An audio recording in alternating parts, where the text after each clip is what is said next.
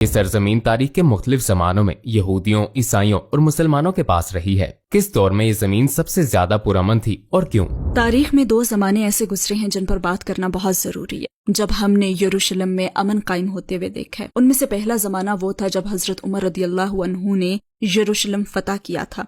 इसके बाद से सलेबी ईसाई जिन्होंने हजरत उमर रदियल्लाहु अन्हु के यहाँ आने से भी 1000 साल पहले इस पर कब्जा करके तमाम यहूदियों और यरूशलेम में रहने वालों का कत्लेआम किया। और जब हजरत उमर रदियल्लाहु अन्हु यहाँ आए तो उन्होंने फरमाया, मैं ईसाई चर्च में नहीं बल्कि बाहर नमाज पढ़ूंगा, क्योंकि इसे यहाँ कायम रहने का हक है। ये तारीख का हिस्सा है और मैं इसके अंदर नमाज पढ़ के इसे खत्म नहीं करना चाहता।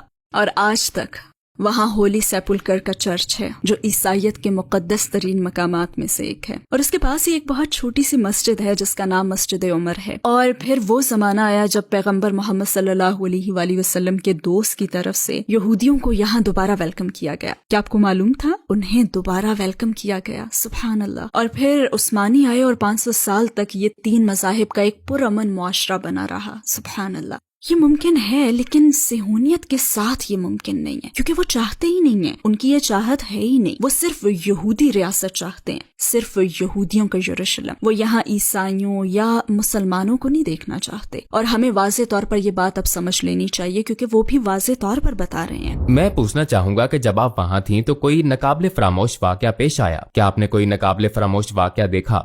गाजा में मैं कई साल पहले बैत हानून में थी और मैं एक फैमिली को विजिट कर रही थी जो बार्ब्ड वायर में रहती थी। ये एक जाली बॉर्डर है जिसे इसराइली हुकूमत ने बनाया है। और वहाँ एक गैराज जैसी जगह थी, गोया वो एक गैराज में ही रह रहे थे। आपकी गैराज जैसी ही थी, बस इसे 3 गुना कर लें। उसमें 12 अफराद की एक फैमिली रह रही थी और वालिदा मुझसे अपने बच्चों और छोटे यासीन का तारुफ करवा रही थी, जिसकी पूरी टांगों पर फास्फोरस से जलने के सफेद निशानात थे, खौफनाक। और दूसरे 16 साला बेटे को इस्राएली स्नाइपर की गोली से खौफनाक ताज़ा जख्म आया हुआ था जब वो बेचने के लिए कबाड़ जमा कर रहा था।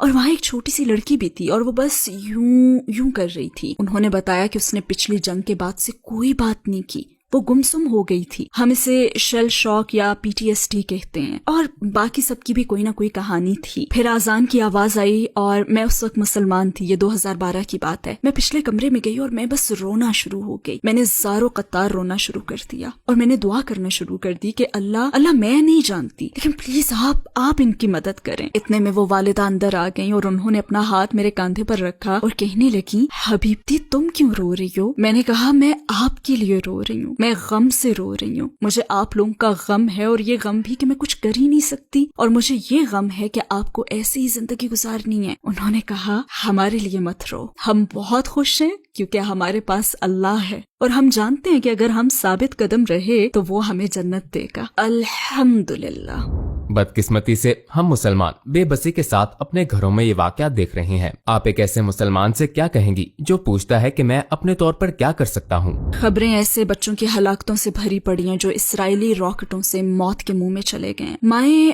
गम और सदमे से चीख रही हैं और बाप बहते खून के साथ सड़कों पर मर रहे हैं, क्योंकि अब वहाँ जख्मियों के लिए कोई बेड ही नहीं बचा। पूरा इलाका तबाह हो चुका है, धुएं से फजा उठी पड़ी है और लोग रोते हुए भाग रहे हैं। मगर उम्मीद का दामन मत छोड़ना, अल्लाह मोमिनों के साथ है। हमें याद है कि पैगंबर सल्लल्लाहु अलैहि वसल्लम ने उस मशहूर जंग में जब उन्हें चंद सहाबा के साथ पहाड़ों की जानिब धकेल दिया गया था और दुश्मन उनका मजाक उड़ाते हुए कह रहा था, देखो तुम्हारे कितने मशहूर जंगजू और दोस्त फैमिली के लोग मर चुके हैं, तब पैगंबर सल्लल्लाहु अलैहि वसल्लम ने फरमाया था, इससे कहो कि एक फर्क है, हमारे मरने वाले जन्नत में हैं और तुम्हारे जहन्नम में। और अल्लाह भी कुरान पाक में यही फरमाता है, और मत कहो उन्हें मुर्दा जो अल्लाह की राह में मारे जाएं, बल्कि वो जिंदा हैं मगर तुम्हें इसका शऊर नहीं।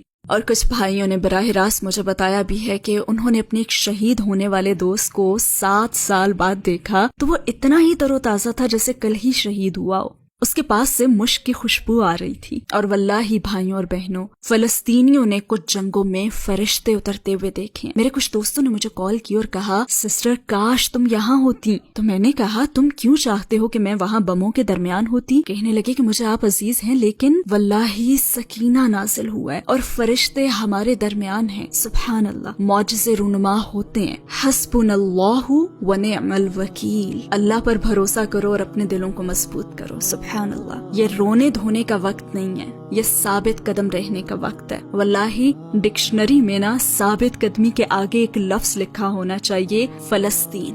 تو آئیے ہم اس موقع پر ایک بات یاد رکھتے ہیں کہ شیطان ہمیں مایوس دیکھنا چاہتا ہے۔ شیطان یہی چاہتا ہے، او نہیں نہیں نہیں نہیں نہیں، یہ اسلام نہیں ہے۔ فون نیچے رکھو، اپنی جائے نماز اٹھاؤ اور اس پر بیٹھو، چاہے نماز کا وقت ہو یا نہ ہو، اور کہو یا رحمان یا رحیم یا قدوس یا سلام، یا اللہ مظلوموں کو فتح یاب فرما دے، اپنے بندوں کو فتح دے دے، اپنے غلاموں کو فتح دے دے، اے اللہ ان سب پر رحم فرما، اللہ ان سب پر رحم فرما۔ ذکر کریں، ذکر کے ذریعے اپنے دل کو مضبوط کریں۔ اللہ ظالموں پر لعنت برسا، اللہ فلسطینیوں کو فتح دے دے، آمین۔